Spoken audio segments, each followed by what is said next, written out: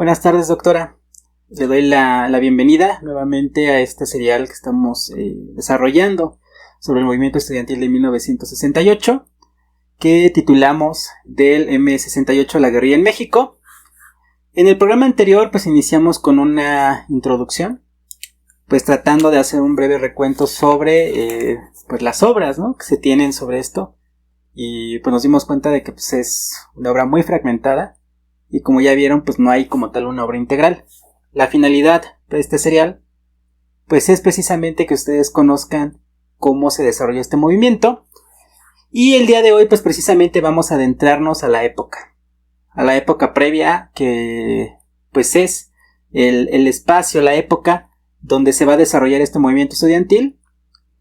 Y pues para poder entenderlo pues tenemos que abarcar los años que van del término de la Segunda Guerra Mundial hacia los años 60, o sea, hacia aproximadamente 1945 y los primeros años pues de esta década.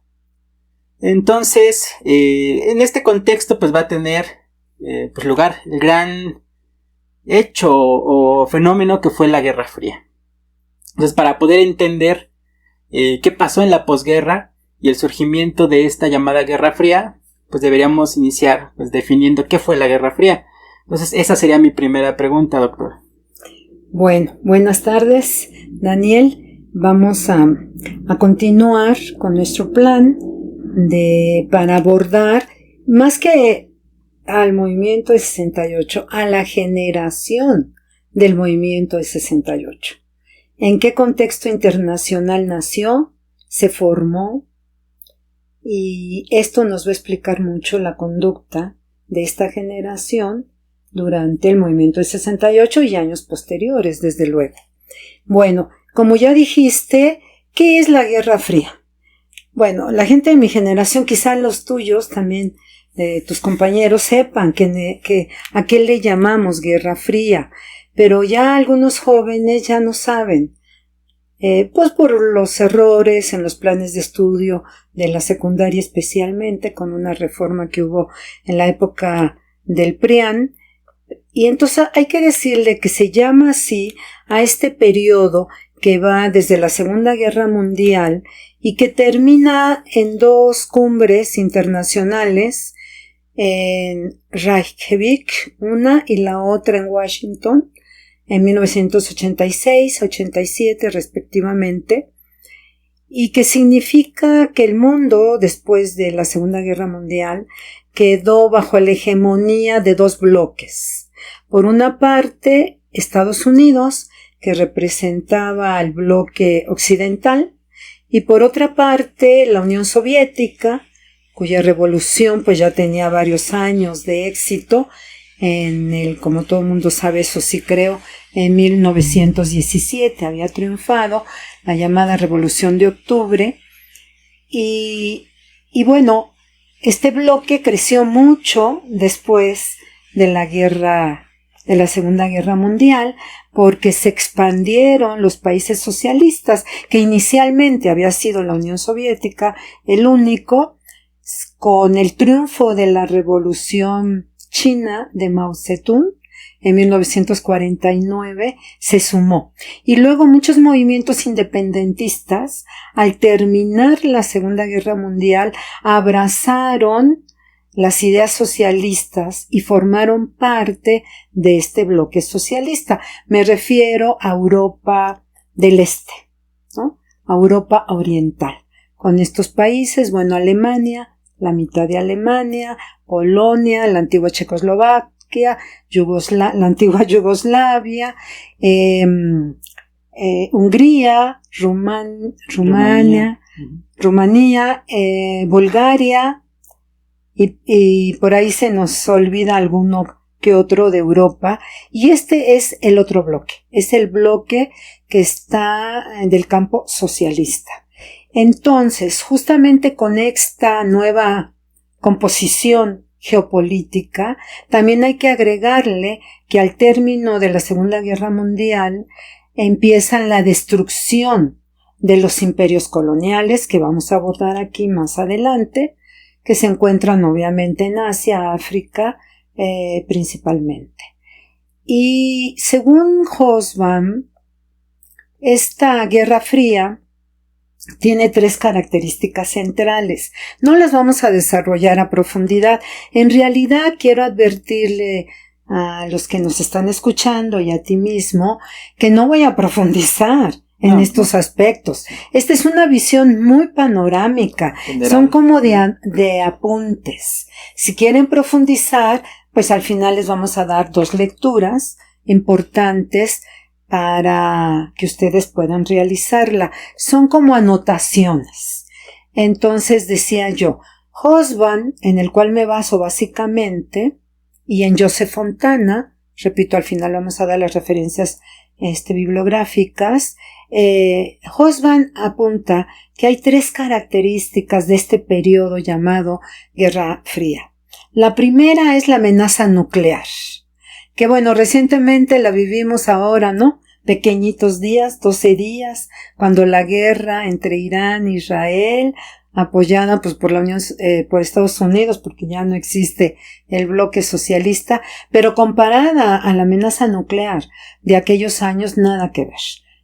Voy a detenerme más adelante en el punto culminante de esa amenaza nuclear, pero durante todo este periodo eso estuvo en la cabeza de todos los habitantes de este planeta. La segunda característica son las ideologías. Como decía en el programa anterior de la introducción general, tenemos 2 ideologías básicamente, la liberal, que es la que respalda el capitalismo, la libertad, la democracia, todo entre comillas, por supuesto, y la otra ideología es la del socialismo, la del bloque encabezado por la Unión Soviética, el comunismo, la tiranía, la falta de libertades, el totalitarismo prácticamente, y de ahí yo creo que viene la guerra de las galaxias y todos estos juegos que después hay sobre el bien y el mal. Bueno, siempre ha habido esto del bien y el mal, pero en estos años se recrudece mucho, porque el mundo está dividido así. Depende en qué parte del mundo vivas. El mundo bipolar. El mundo bipolar, exacto. Son 2 cabezas. A diferencia del día de hoy, bueno, los Estados Unidos siguen siendo la cabeza fundamental, pero ya no hay la contraparte que había en la Guerra Fría. Ahora hay varias contrapartes, sobre todo China y Rusia, que ya no hay comunismo en Rusia, y en China pues hay un socialismo, un comunismo muy especial. Bueno, entonces este es el primer factor, que la gente comprenda cómo esta generación vivió eso. El segundo factor, que es importantísimo también, el tercer factor es la revolución tecnológica. Hubo una revolución tecnológica que no solamente pasó por la carrera, no solo armamentista entre las 2 potencias, sino también tecnológica, y ellos se plantearon a ver quién conquistaba el espacio primero. Y bueno, en esta batalla ganó la Unión Soviética, porque fue la primera que en el año de 1956 lanzó el primer Sputnik, así se llamaban las naves soviéticas, a darle la vuelta a la Tierra, y mandaba a animales, a perritas, ¿no? La perrita que ya no me acuerdo si regresó o no regresó, se llamaba Laika. Me acuerdo porque pues yo era muy niña, pero lo viví eso, porque eso impactó a todo mundo. Bueno, en mi casa se leían los periódicos, mi papá abrazaba un campo que desde luego era el campo socialista, y quizá por eso también se me quedó más presente. Y finalmente la Unión Soviética en los primeros años ganó esta conquista del espacio, cuando mandó también a los primeros seres humanos, que estuvo encabezado por Yuri Gagarin, y luego una mujer. Ya desde entonces los países socialistas siempre destacaron la participación de la mujer, y mandaron a una mujer, a Valentina Tereshkova, a pilotear una de las naves, que le dio vuelta a la Tierra y regresó felizmente. Más adelante pues serán los Estados Unidos los que ganen esta carrera, espacial al llevar al hombre a la luna, ¿no? Ya mucha gente se acordará que fue en 1970, creo, ¿no? Sí, en 70. Bueno, entonces, pero la revolución tecnológica, yo empecé por lo grande. No, la revolución tecnológica tuvo un impacto muy importante en la vida cotidiana. Ya la vamos a desarrollar más adelante, cuando justamente entran los productos industriales a la vida cotidiana. Bueno, de una vez lo podemos desarrollar.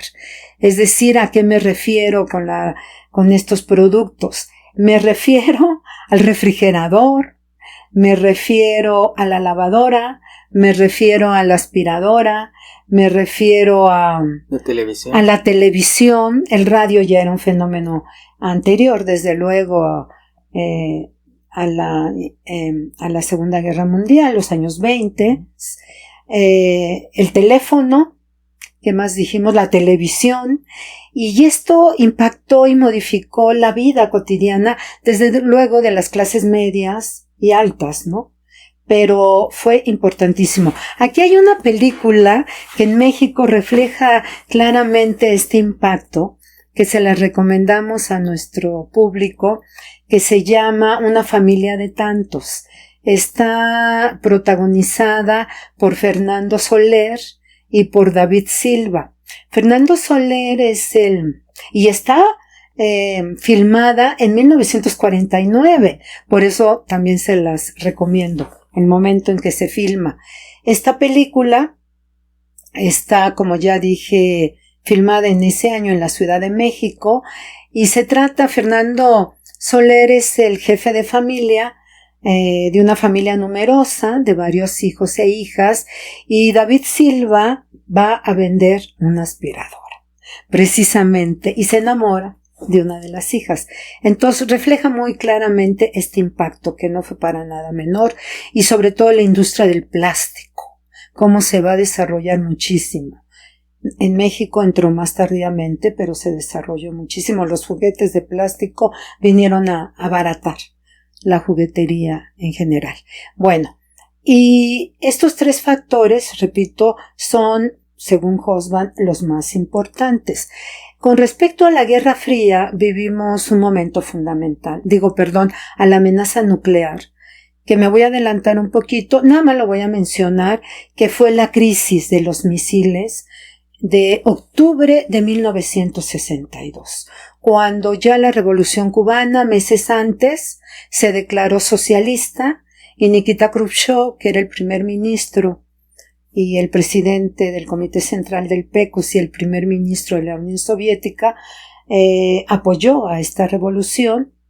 Repito, ella se declaró socialista, y entonces plantaron unos misiles ahí, pues a 90 millas de los Estados Unidos, ahí en las costas de Cuba, para protegerse de los Estados Unidos, que además ellos habían invadido, claro, encubiertos a Cuba un año antes, encubiertos con soldados y con naves que no llevaban insignias de Estados Unidos, pero eran de ellos, obviamente, y esto me atrevería yo a decir, que fue la amenaza nuclear más importante hasta hoy en día, después de la Segunda Guerra Mundial, después de que lanzó Truman las 2 bombas al Japón. En Hiroshima y Nagasaki. En 45. Entonces, imagínense cómo nos tenían en el mundo, en vilo a todo el mundo. Seguramente muchos mayores que nos están escuchando, si es que nos escuchan, lo recordarán y podrán dar algunas anécdotas al respecto. Este es el momento más importante, pero también aquí quizá podríamos sumar a Corea, la Guerra de Corea de 1950-53, que fue precisamente la primera extensión territorial que tuvo o que pretendió tener los Estados Unidos en Asia. Bueno, después estábamos hablando de que en estos años se da un fenómeno impresionante, la verdad, en términos de desarrollo económico. La economía en la posguerra, poco a poco, en todo el mundo va a desarrollarse y a crecer de manera impresionante. Como miden los economistas ese desarrollo a través del Producto Nacional Bruto y a través del Producto Interno Bruto, pues hay muchas cifras que da Hobsbawm, se disparó. Y sobre todo fueron los Estados Unidos los que le ganaron el desarrollo económico a la Unión Soviética, aunque esta también tuvo un desarrollo económico muy importante.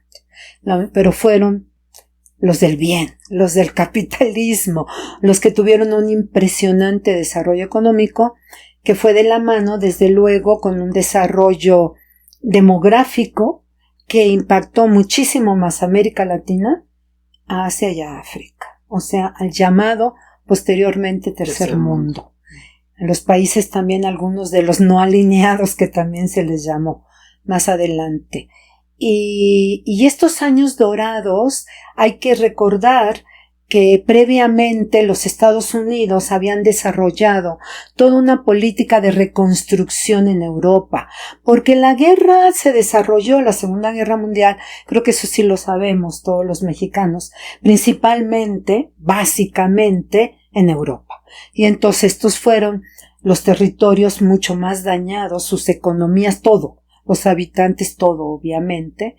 Y entonces, la doctrina Truman, del presidente Truman, que fue un momento muy tenso entre 1951 y 56, que acordémonos que este fue el presidente que ordenó innecesariamente mandar esas 2 bombas a Japón, porque ya los japoneses estaban básicamente, Hitler ya estaba derrotado y los japoneses también aislados totalmente.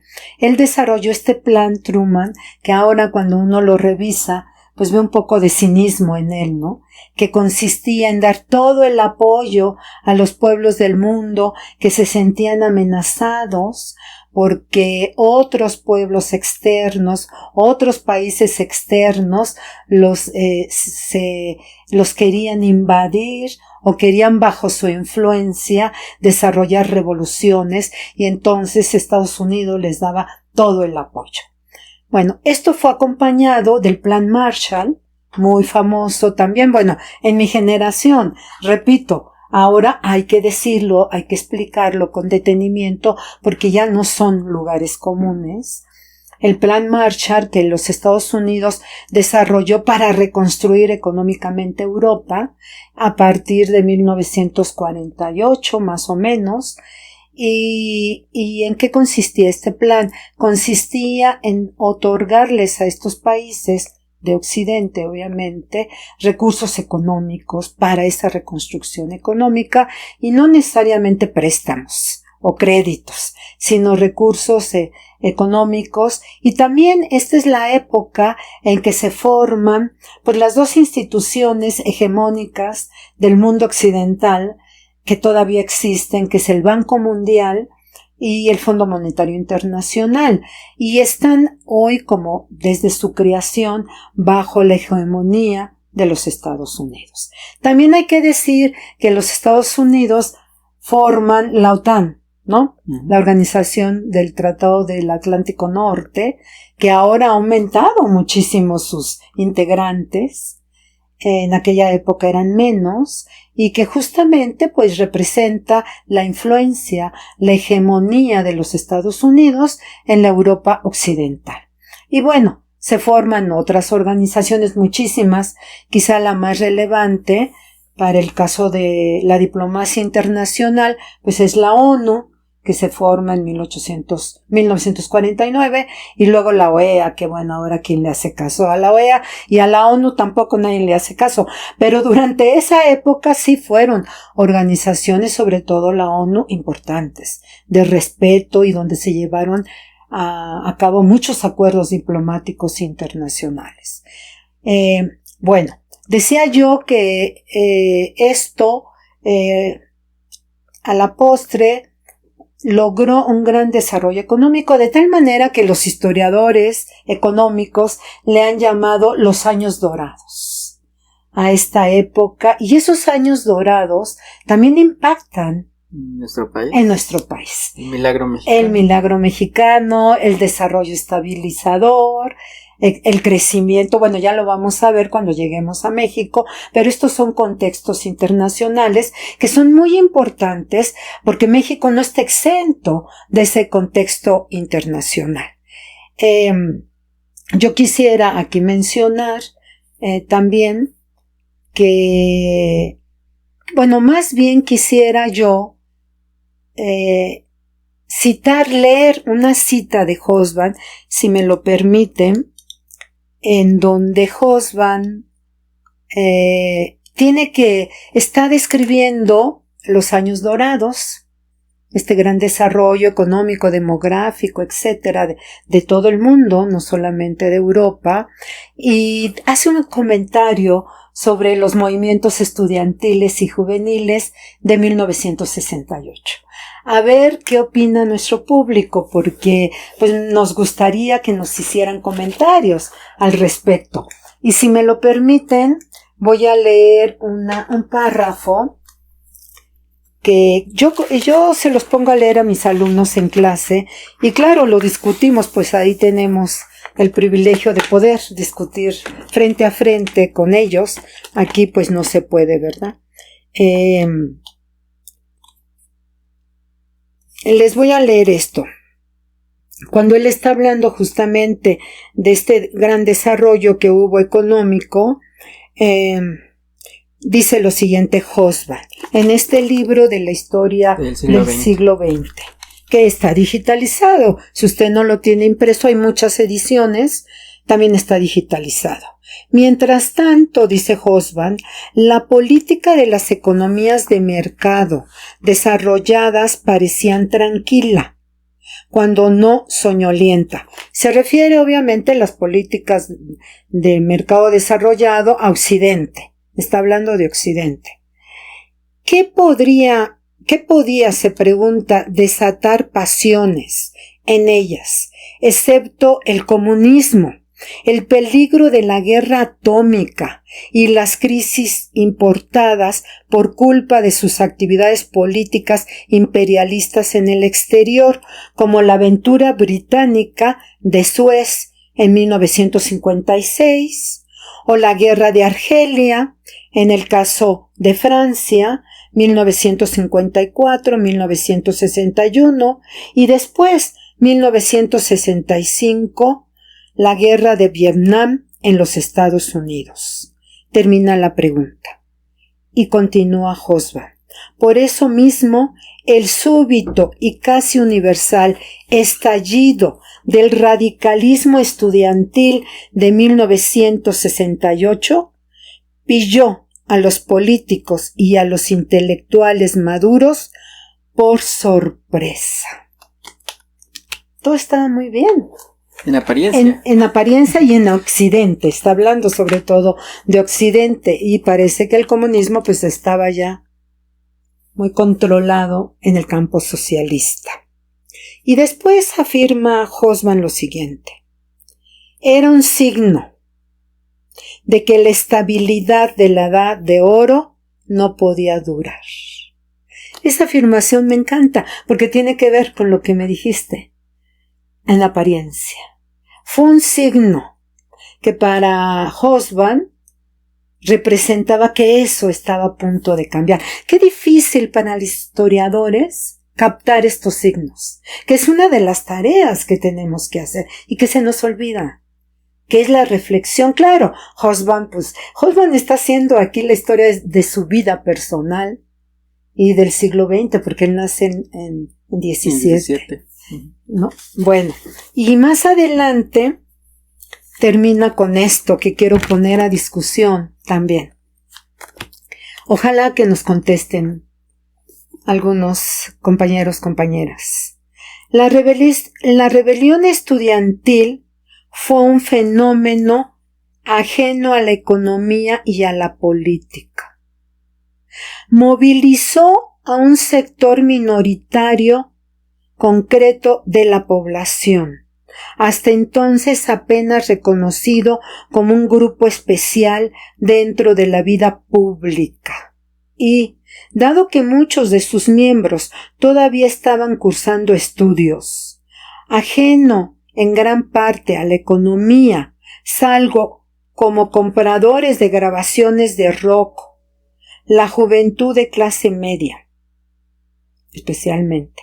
Su trascendencia, se refiere al 68, en todo el mundo, su trascendencia cultural fue mucho mayor que la política, que fue efímera, a diferencia de movimientos análogos en países dictatoriales y del tercer mundo, o sea, de nosotros. Yo creo que aquí Hobsbawm, esa es mi interpretación, está, y bueno, y la de él también, está afirmando que no tuvo que ver con un impacto económico y menos político, porque está hablando de su experiencia. Está hablando sobre todo del Mayo francés. No solo, pero fue el más importante de estos movimientos, que se dieron paralelamente al que estamos estudiando aquí del movimiento estudiantil de 68 en México. Y entonces él dice que no tuvo un impacto ni en la economía ni en la política, pero él mismo se protege porque es un historiador muy serio.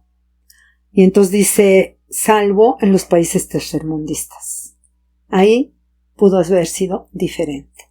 Y en un capítulo más adelante lo analiza, no profundiza, y menos en el caso mexicano. Solamente menciona la matanza del 2 de octubre, como la mencionan muchos textos, no solamente Hobsbawm, Joseph Fontana también, que ya me referí en el capítulo anterior. Entonces, fíjense lo que sigue diciendo, pero yo pienso que esto no es válido para el caso mexicano. Digo, Hobsbawm es uno de mis autores favoritos, historiadores favoritos, pero no por eso, pues no tengo ciertos matices. Este es uno, que él mismo lo menciona. Dice más adelante, así pues, 1968 no fue el fin ni el principio de nada, sino solo un signo.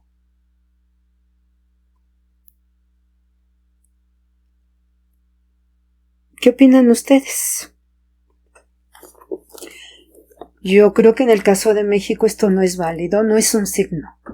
Yo, como lo dije en el programa anterior, pienso que es el principio y el fin, o el fin y el principio de un periodo histórico que llega hasta nuestros días.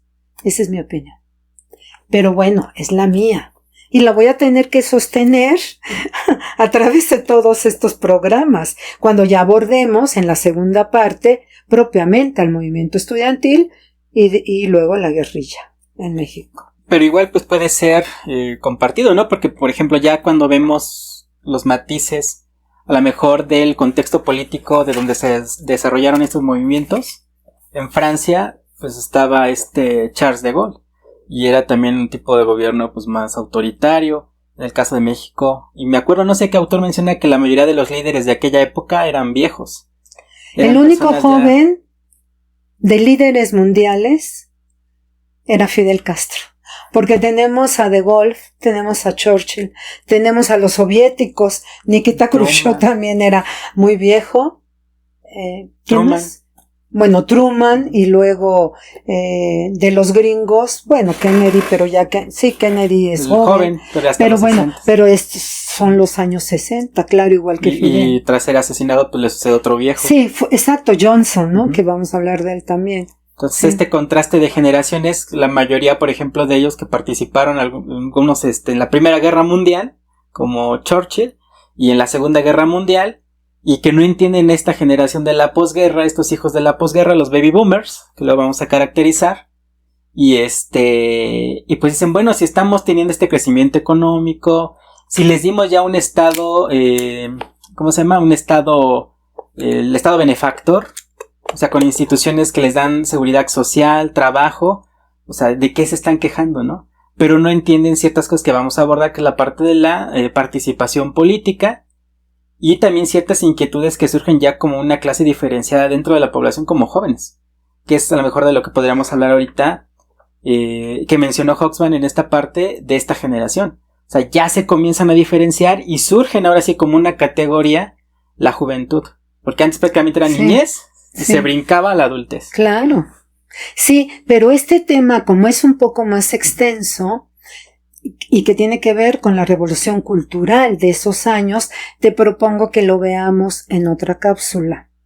Aquí quizá nos da tiempo, muy rápidamente, me gustaría para terminarla, a ver si no es muy larga, para ver la destrucción de los imperios coloniales. Porque me parece que es un tema fundamental, porque como se hace una geopolítica diferente, ya le expliqué al empezar, pero aquí vamos a continuarla, porque se destruyen justamente los imperios. ¿Cuáles son los imperios más importantes coloniales?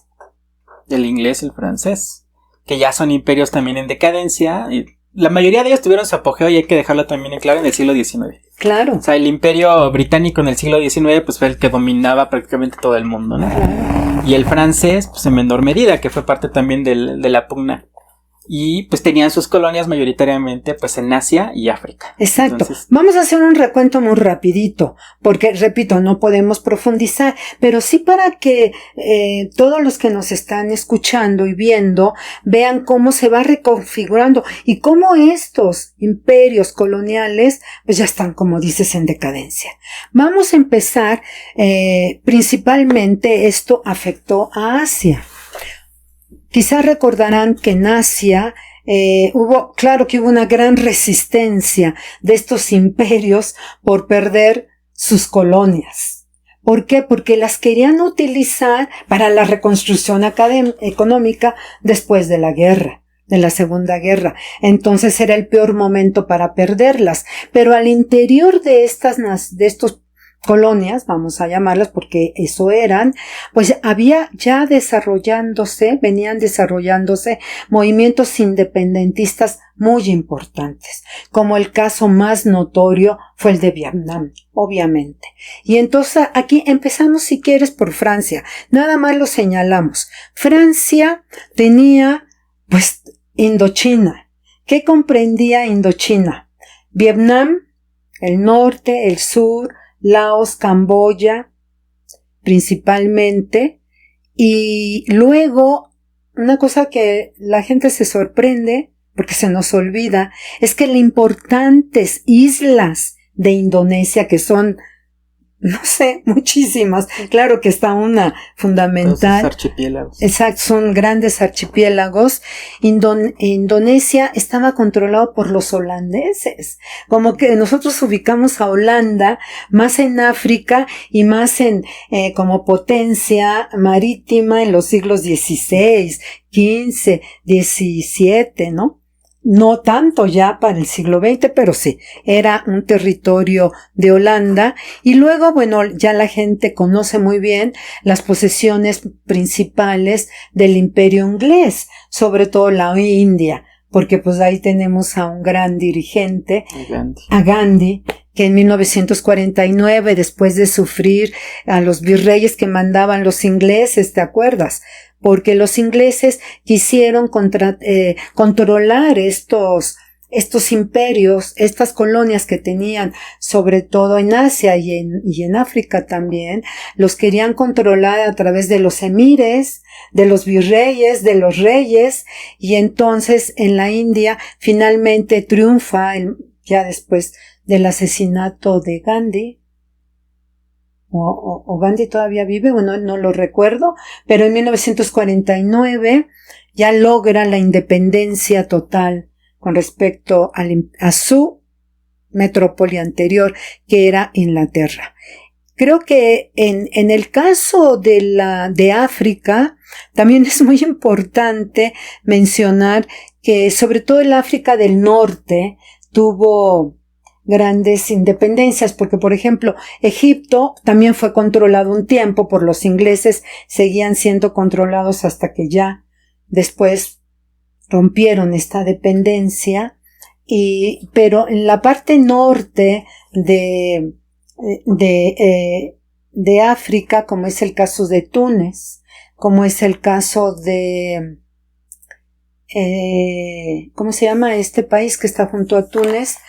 ¿Qué es No, Argelia está más, Marruecos Libia, también, Libia, exacto, Libia, Túnez, Marruecos y Argelia, que estaban bajo la posesión francesa, países del norte de África, poco a poco a través de estos emires y todo lo que ahí nombraron con apoyo de los jerarcas locales, poco a poco fueron logrando su independencia. De aquí la independencia más notoria, más importante, más dolorosa quizá, fue justamente la de Argelia. Y aquí vamos a recomendarles una película para que la vean, que es La Batalla de Argel, que en México, que se produce en 1966 por este director Pontecorvo, Gillo Pontecorvo, y la música de Morricone. Y en México se estrena también en el Cine Las Américas, que ya no existe, que fue muy importante ese cine en aquella generación, que estaba en Insurgentes, esquina con Baja California. Hay un centro ahí, no sé, de espectáculos. Ahí se exhibió esta película, La Batalla de Argel, en 1966 en México, y causó mítines estudiantiles, para que vean el ambiente en vísperas del movimiento de 68, incluso que generaban este tipo de películas. Bueno, yo tenía programado en esta serie, pero no sé si ya se alargó mucho el programa, detenernos en dos aspectos: en la Revolución Cubana, cuando menos la cronología de la Revolución Cubana, y un poquito la Guerra de Vietnam, para ver cómo impactó al mundo entero, y sobre todo en el caso de la Revolución Cubana, a Latinoamérica y a nuestro país en particular. ¿Crees que sí nos da tiempo para hablar brevemente? 38 minutos. Bueno, entonces muy brevemente hablaré de estos dos momentos muy importantes. La Revolución Cubana, obviamente que es un hecho histórico, como lo dije en el programa de Maciosare, véanlo, que presentamos el 25 de julio, un día antes de conmemorar el asalto al cuartel Moncada, que fue el 26 de julio de 1953. Como lo dije ahí, fue un hecho histórico trascendental de la historia mundial de la segunda mitad del siglo XX. América Latina tiene un país socialista a 90 millas del imperio de los Estados Unidos, de la potencia mundial del mundo occidental que encabeza este polo. Eso se dice fácil, pero lo que les costó a los cubanos. Y México, pues, está directamente vinculado. ¿Por qué razón? Bueno, porque México fue escogido, porque no podía ser de otra manera, para que los cubanos, dirigidos por Fidel Castro, organizaran una expedición para regresar a Cuba. Hay que recordar aquí que la Revolución Cubana, como toda revolución, es parte de un proceso histórico. No voy a relatar todo el proceso histórico porque es bastante largo. Nada más recordarle al público que Cuba, junto con Puerto Rico, y bueno, Puerto Rico entre comillas, fueron las dos posesiones en América que lograron su independencia casi al finalizar el siglo XIX. Cuba 1898. Entonces, para que vean, ¿no?, que tenían poco tiempo de ser un país libre, independiente, que había caído, obviamente, bajo la hegemonía de los Estados Unidos. Pasaron de una potencia que estaba en Europa, que ya no era tal en esa época España, a los Estados Unidos, que no era tampoco la potencia que va a ser durante ya la época, obviamente, de la Revolución Cubana. Entonces, es un proceso muy largo, pero el inicio de una parte fundamental de este proceso se inicia el 26 de julio de 1953, cuando Fidel, que era ya abogado, encabeza a muchos estudiantes, a muchos profesionistas en Santiago de Cuba, que está en el oriente de la isla, que es donde llegaron primero los españoles, por cierto, fue la primera capital de Cuba, Santiago de Cuba, española, y ahí asaltaron un cuartel con el objetivo de armarse y derrotar a una dictadura que había llegado ilegalmente, como llegan todas las dictaduras, al poder al mando de Fulgencio Batista. Esta fecha es tan importante que nuestro movimiento, este movimiento del 68, inicia justamente el 26 de julio. No es gratuito. Veníamos en esa marcha conmemorando los 15 años del asalto al cuartel Moncada. O sea, son historias muy recientes, la verdad. 15 años no es nada. Bueno, para una historia personal puede ser mucho, pero para una historia universal, pues no es nada. Y ahí inició. Ya nosotros explicaremos por qué. Yo iba en esa marcha, por cierto, donde nos reprimen en el centro de la Ciudad de México y bueno, inicia el movimiento nuestro. Y entonces Fidel Castro va a la cárcel, otros son asesinados, otros huyen a México y finalmente Fidel, como es abogado, él asume su defensa frente a los jueces, escribiendo un texto que también está digitalizado, lo pueden ver en internet, que para los historiadores es importante porque se llama La historia me absolverá. El peso que Fidel le da a la historia, y lo escribe en el 55. En el 53 los detienen, en 55 o 54 lo escribe, y finalmente los jueces le dan la amnistía a Fidel, sale de prisión y viene a México. Llega en diciembre de 1955 del mismo año, y empieza a conspirar para organizar una expedición armada. Ya no van a asaltar un cuartel, sino ya van a tener armas que lleven a Cuba. Y la hacen aquí en México. Y entonces aquí en México Fidel organiza esta conspiración y es donde conoce al Che Guevara, que el Che Guevara no era socialista, tampoco Fidel, pero el Che Guevara no andaba politizado ni andaba en las aventuras políticas. Él quería conocer América y el mundo. Seguramente empezó por América Latina y llegó a Guatemala, y de Guatemala, con el golpe de estado de Jacobo Arbenz, se vino a México. A México. Y también, bueno, la participación de figuras clave de la política y de la izquierda, como la de Lázaro Cárdenas, que tiene contacto con estos futuros revolucionarios y los apoya. Claro, y los apoya. Y además, bueno, ahorita menciono que en el caso de América Latina, en los años inmediatamente posteriores, digamos, a la Segunda Guerra Mundial, los años 50, Guatemala jugó un papel fundamental. Porque en Guatemala, desde el año de 49, 48, o 45, perdón, ascendió un gobierno democrático dirigido por Arévalo, cuyo hijo ahora es el presidente de Guatemala. Era un gobierno democrático, no era comunista, democrático, y después le sucedió el gobierno de Jacobo Arbenz, y este gobierno empezó a hacer una revolución agraria que pretendía justamente que los latifundistas regresaran las tierras que no cultivaban a los campesinos.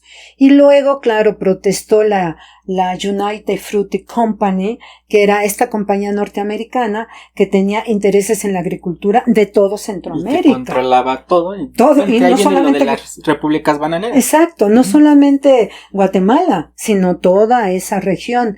Y entonces esto fue motivo suficiente para que los Estados Unidos dieran un golpe de estado y al mando de Castillo Armas destituyeron al gobierno legítimo de Jacobo Arbenz, y ahí se encontraba el Che.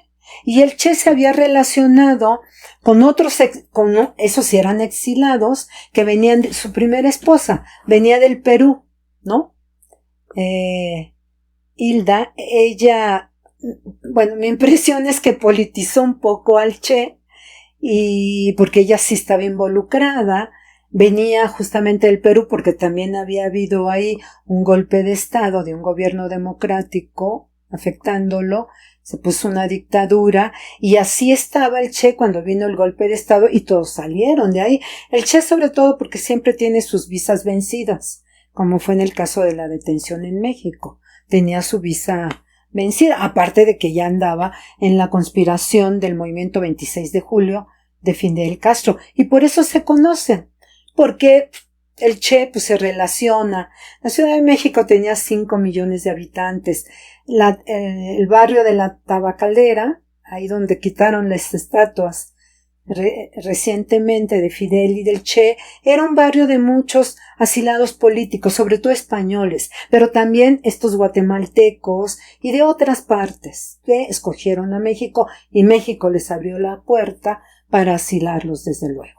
Entonces, bueno, ya aproveché para hablar de este golpe a Guatemala tan importante de 1954 con la bota yanqui.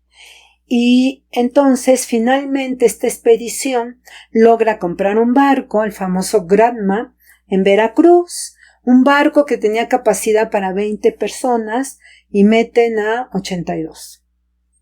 Y llegan al oriente de Cuba y se internan, como eran los planes, a la Sierra Maestra y desarrollan la guerrilla al estilo cubano, obviamente, el foco revolucionario a partir de la sierra. Y bueno, dicen que del 82 que se embarcaron más bien y desembarcaron, 12 sobrevivieron en la Sierra Maestra. Bueno, finalmente la revolución triunfa en enero, el 1 de enero de 1900. Ellos llegan obviamente en diciembre, pues está muy cerca del mismo año de 56, hicieron unos días, 2 o 3 días, no más, pues que tanto de Tuxpan a y que la referencia a la mejor cinematográfica que algunos pueden ubicar, pues en El Padrino. Ah, sí, claro. Que están en La Habana, porque hay que recordar también, o sea, aparte de la revolución, no podemos explicarlo rápido, pero pues era el antro de Estados Unidos. Sí, claro. Entonces, y la gente pues no veía esos beneficios, hoteles, apuesta, bueno, casinos, alcohol, prostitución, etcétera, y dominado por la mafia, intereses políticos, y en esa escena precisamente del Padrino cuando se ve que van llegando los revolucionarios y están huyendo, ¿no? El 31 de diciembre. Y hay otra también, bueno, esta es maravillosa, pero hay otra de Robert De Niro, de Robert Redford, que se llama Habana, creo que se llama nada más Habana, y justamente es la misma escena, la escena de cuando llegan el 31 de diciembre, o dicen que ya van a llegar, porque ellos llegan el 1 de enero de 1959. Bueno, finalmente, en 1981, los gringos, aterrorizados por el triunfo de esta revolución, que no se ha declarado socialista, sino nacionalista. Eso es importantísimo tenerlo porque es un proceso histórico donde los dirigentes y la propia revolución va radicalizándose, dirían unos, otros dirían puliendo su opción, ¿no? Su opción política, económica, y en ese momento son nacionalistas, un poco antiimperialistas o bastante antiimperialistas, y entonces Kennedy, el gobierno de Kennedy, de la democracia, el representante de los buenos del mundo, además católico, creo que era el primer presidente católico que llega y joven y guapo y con una mujer guapa y bueno, todo eso juega, y luego lo asesinan en el 63, pues imagínense. Entonces, Kennedy manda justamente una invasión a Bahía de Cochinos, Playa Girón, en el 61, con estos, como ya dije, aviones, una cantidad de aviones, no abiertamente con las insignias del ejército de los Estados Unidos, pero eran de ellos obviamente, y bueno, salen en defensa de la revolución 20,000 cubanos, y pues no logran su objetivo. Al año siguiente, en 1962, Fidel, frente a la Asamblea Nacional, da un discurso histórico fundamental, que se los recomiendo, que es la Segunda Declaración de La Habana. Y en la Segunda Declaración de La Habana, él ya declara el carácter socialista de la revolución, antiimperialista, y llama a todos los países del mundo, y especialmente a América Latina, a luchar contra el imperialismo yanqui. Imagínense cómo ese discurso impacta a esa generación. Estoy hablando de 1962. Pocos años antes del movimiento del 68. Finalmente viene la crisis de los misiles del 62, de ese mismo año de la Segunda Declaración de La Habana, que se resuelve negociando de manera secreta, porque en ese momento no se dio a conocer esa negociación, sino hace relativamente poco tiempo, que negociaron que iba a quitar Nikita Khrushchev los misiles que tenía ahí en Cuba, para que Estados Unidos quitara sus misiles que tenía en Turquía dirigidos a la Unión Soviética. Y así se resuelve la amenaza nuclear, más importante, como ya dije. Simplemente quiero terminar esta cápsula. Ya no puedo hacer la historia de todo el proceso de la guerra de Vietnam, que es muy interesante y un poco extenso. Ya no lo puedo hacer porque no queremos abusar del tiempo de ustedes, pero sí quiero dar algunas cifras para que ustedes vean la catástrofe que significó esta guerra. Después de zafarse de China, de Francia. Y de crear un Estado republicano bajo la Unión del Protectorado, hay una salida que le dieron los franceses a Laos, a Vietnam, a Camboya, a Vietnam del Norte, sobre todo dirigida por Ho Chi Minh. Finalmente ya logran su independencia y en 1965 caen, a través de pretextos como siempre los norteamericanos, caen en Vietnam del Norte, dirigida, ya dije, por otro que también era grande para la época, Ho Chi Minh. Son los personajes más importantes, incluyendo Fidel Castro, que era el único joven, ¿no?, de todo este periodo histórico. Se nos había olvidado nombrar a Ho Chi Minh. Ho Chi Minh, entonces, les voy a leer estas cifras que son tremendas. En 1965, cuando invadieron los Estados Unidos Vietnam del Norte, siempre estoy hablando de la parte norte, y llegaron con 23,000 soldados para pasar al año siguiente en 184,000 soldados, en 67 542,000 soldados, para un total al final de este periodo, en 75 es cuando termina la guerra, dura 10 años, fueron 2,5 millones de soldados estadounidenses que participaron en la guerra. Por eso también nuestro público entenderá cómo los jóvenes y los estudiantes y en general la población norteamericana, pero principalmente estos sectores, luchaban en contra de la guerra en Vietnam, cómo les afectó directamente por toda esta cantidad de jóvenes que se fueron a la guerra. Y te acuerdas de este boxeador que, bueno, luego se cambió, Cassius Clay, se cambió de nombre porque como rebeldía, Mohamed Ali, cuando vino la lucha en contra del Islam, y cómo él prefirió irse a prisión que irse a la guerra de Vietnam. Bueno, fíjense estos datos. En 1965 a 68 hubo 3,000 ataques estadounidenses que lanzaron 643,000 toneladas de bombas. 3 veces más bombas que las que se lanzaron en la Segunda Guerra Mundial. Este dato que lo da Joseph Fontana es impresionante, la verdad. Para ver lo cruel de esa, bueno, estamos viendo nosotros la guerra contra Gaza, desde luego, pero las magnitudes desde el punto de vista de las armas, ¿no?, del armamentismo, era impresionante.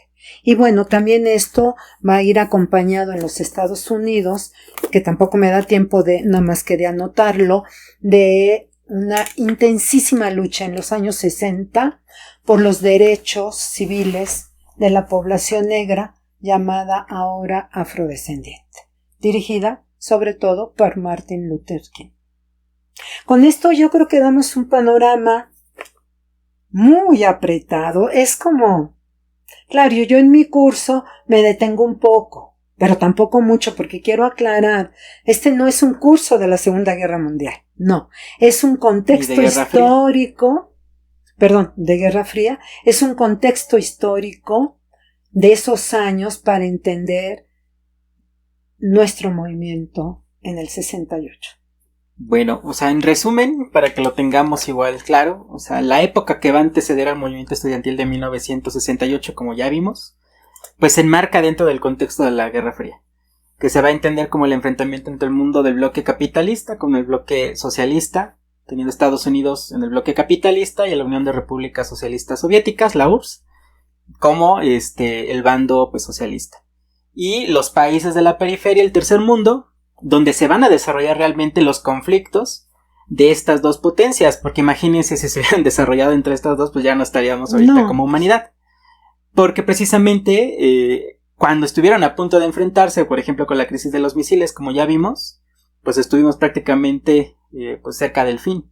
Afortunadamente pues no pasó, y eso finalmente les terminó demostrando pues la parte de lo que se conoció posteriormente como la destrucción mutua asegurada, ¿no? Si iniciaba un ataque nuclear de un lado, el otro iba a responder, y pues iba a desencadenar pues este ataque con armas nucleares en masa. Pues como dijo Einstein, pues ya la siguiente guerra pues iba a volver a ser otra vez con palos y piedras, ¿no?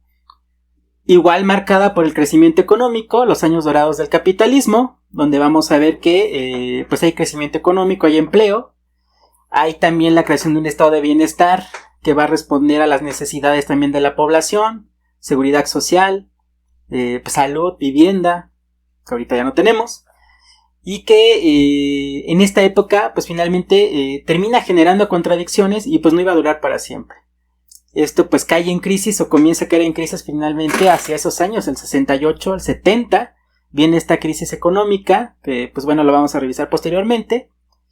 Entonces tenemos esto, y esto a su vez pues va a dar también lugar a lo que vamos a revisar posteriormente, que es la revolución cultural. Claro. Que es otra expresión también que nace pues de estas bases materiales también que se desarrollan. Y sin ella tampoco se comprende a esta generación mundial. Exactamente. Entonces, pues los invitamos para que nos dejen sus comentarios, sus observaciones, sus críticas, qué les gustaría a lo mejor que pudiéramos abordar en alguna pequeña cápsula, recomendaciones de bibliografía.